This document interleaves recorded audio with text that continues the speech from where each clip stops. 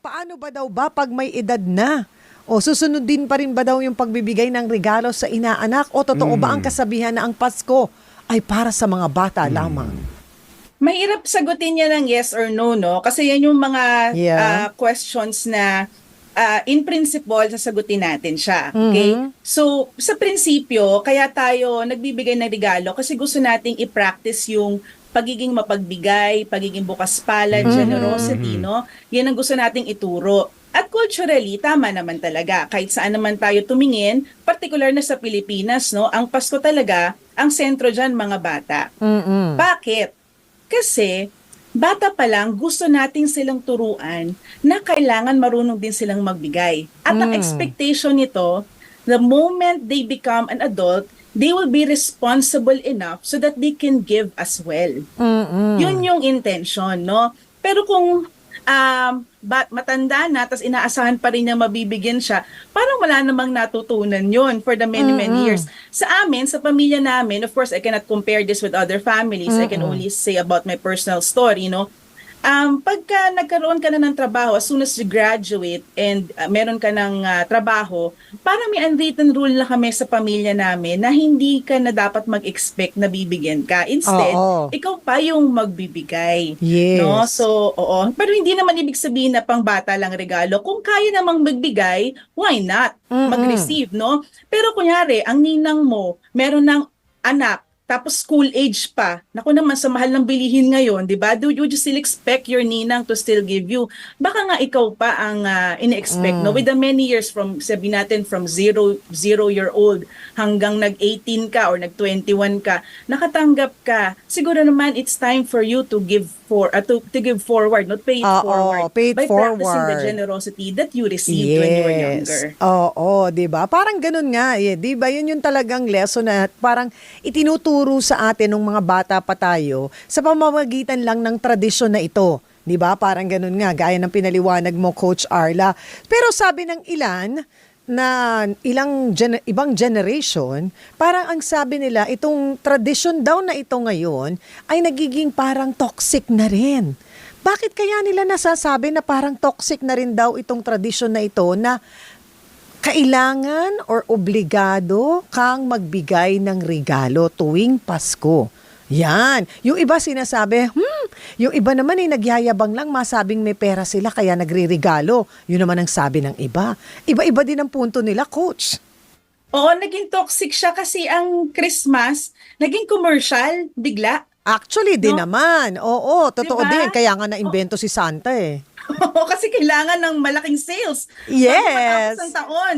No, hindi naman natin totally binabangga yung institusyon ng pagbebenta. Maganda yan, no? Pero alam mo ba, Chang Ami, na tayong mga Pilipino, we contribute 0.03% sa carbon emissions globally. At 70% doon dahil mahilig tayong mag-consume. We do not produce. Pero balikan natin yung kulturang Pilipino.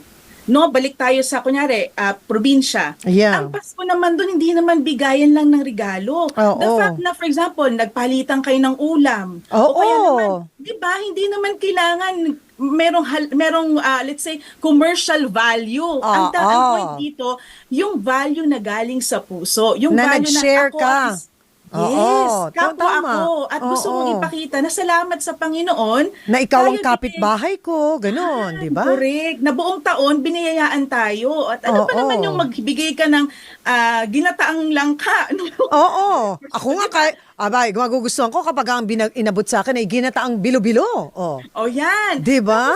Dito sa amin, no, ako talaga, I'm still an old millennial. I consider myself an old millennial. That's, no? Mas gusto kong makatanggap ng tanglad, ng malunggay, ng ganon, galing sa garden mo. Kasi Totoo din. Pinaghirapan mo yung buong taon. Lalo na, Chang, kung yung ube. Kasi ang ube, alam mo, once a year mo lang ma-harvest yan. Totoo Pag din. binigyan ka ng ube, ibig sabihin napaka-special mo kasi isang beses mo lang ma-harvest. At kapag ginawa pa yung halayang ube, mas special ka dahil wala na. ang hirap lutuin ang halayang ube na experience ko yan nung bata ako. Pag hinalo mo, isang direksyon lang, bawal lang magulo-gulong ganon. Magagalit ang lola ko. natotoxic tayo kasi mali na yung perspective natin na iba, na iba. Yun. Kung di Oo. man mali, sige, kasi baka naman may magsabi, kung kaya ko namang magbigay, bakit mo naman sinasabing mali? Oo. O sige, sabihin na lang natin, na iba ang direksyon, hindi naging kompleto. No? Oo. Oo. May punto yung Yeah. pagbibigay. Ang value, hindi commercial lamang. Wag matigil doon. Kaya tayo natotoxic kasi commercial yung ating value na Oo. ina-associate Yeah. sa gift giving. Pero kung binigyan kita ng oras, lalo na ngayon, ang daming may mental health issues. Alam nyo ba na mas marami ang like they hurt themselves, they feel more lonely, depressed Oo. during Na Christmas kailangan season lang ng and the kaibigan. holidays. Oo, na Bigyan mo lang makakasama. ng oras yan. Oras. Halika, libre kita kape. Ano ba naman yung Oo. 120, 150 pesos, di ba? Totoo Pero yung din. oras na binigay mo doon, yun ang sinasabi nating, ewan ko na kung matoxic ka pa at meron kang genuine conversation, may therapy ka pa, di ba? Di ba? Totoo din naman. Kaya lang siguro yung iba dahil nadadala na rin dun sa pressure, 'di ba, ng time at yung pressure na may expectations na dahil nasa Maynila ka na, dapat ganito ang binibili mong regalo para sa amin. May ganon siguro na nakakadagdag marahil, Coach Arla. Sabi rin sa akin ng mga kabatch ko, no, yung mga ka-age cohort ko, sabi, tayo lang, ngayon ako lang ba to na feeling ko parang hindi na masaya yung Pasko o tumatanda na ako. Sabi ko, siguro kasi hindi na, ibalik natin yung essence. Kaya nga yung bata masaya siya. Kasi kahit saging ang ibigay mo sa kanya, basta binigyan mo siya, masaya na siya. Nung tumanda tayo, kaya naging toxic yan, kasi naiba yung values natin. Ano ba talaga yung mahalaga sa'yo? Yung makatanggap ka ng kasing worth ng regalo? O yung naisip ka at na isama ka sa list ng mga tao o experiences o bagay na grateful ako for this year. Totoo. Kaya sa iyong palagay, Coach, ano ba ang dapat gawin ng mga ninong at ninang para sila'y makapag-adjust sa kanilang mga inaanak na medyo may EDAD na or may edad na? O ayan, hindi na dapat regaluhan, sila na dapat ang magre-regalo sa ninong at ninang din. Ang toxic talaga dyan, Chang Ami, nagtatago. Kasi magtago. Kaya ang dami tuloy misconception, di ba? Hindi, tsaka pag kumuha ka talaga ng ninong at ninang, dapat yung talagang malapit sa'yo, kilala ng pamilya, hindi lang yung dahil kinuha kitang ninong at ninang kasi alam ko na. Yan. Corrected by. Remember, Christmas is about connection. Yes. Yun ang natin. The reason I give you a gift because I want to be connected to you again. Ngayon, kung wala akong maibigay sa'yo, no? Magkamusta lang ako, inaanak, kamusta ka na? Kamusta na pag-aaral mo? O nakahanap ka ba ng trabaho? Pagpasensyahan mo na ha, ang ninang ay ganito, meron akong may isa akong anak or may ganito kaming pinagdadaanan ngayon that we need finances, hindi ka mabigyan ng regalo. But I want you to know na I am, let's say, I'm praying for you o kaya naman I am thinking about you. Baka naman may kailangan ka sa akin. Meron ka bang network na kailangan? I can give you advice or life. Maraming kailangan ng ganyan ngayon, lalo na sa mga, kahit naman adults, we're still asking, no? Where do we want to go next year? Anong life goals ko next year? Yan ang magandang makukuha mo sa ninong at ninang mo na sila may experience na mas matagal. Ninong, sa trabaho kong ganito, ganyan. Ninang, guidance na. Next year. Guidance diba? na. Kumbaga, ang kailangan. Uy, maganda tong tanong ni Leo ng Kainta. Paano naman po yung inaanak na hindi naman namamasko, pero sa tuwing nagmamano kay ninong at ninang, akala nang hihingi ng aginaldo, kaya minsan nahihiya na tuloy magmano ang inaanak. Ano po ba ang dapat na approach sa mga inaanak o ni ninong at ninang? Meron din problemang ganyan. Minsan kasi baka may bulong ng nanay at tatay. Education talaga. Ang culture kasi yan culture, 'di ba? Kaya nga inimpisahan ko kaagad sa discussion na kaya natin binibigyan ng regalo yung mga bata. Kasi tinuturuan natin sila na ganito magbigay. Ngayon, kung ang naturo sa kanila, ina-expect nilang tatanggap sila, I think we have missed the point of this culture. Kaya sa atin din yun, no? Tayong mga adults, tayo ang magsimula, ano namang alam ng bata. So ituturo natin sa bata, no? Yung tama, At kung ano yung wasto. Hindi yung, magmano ka kasi bibigyan ka ng pera niyan. Dali, galingan mo.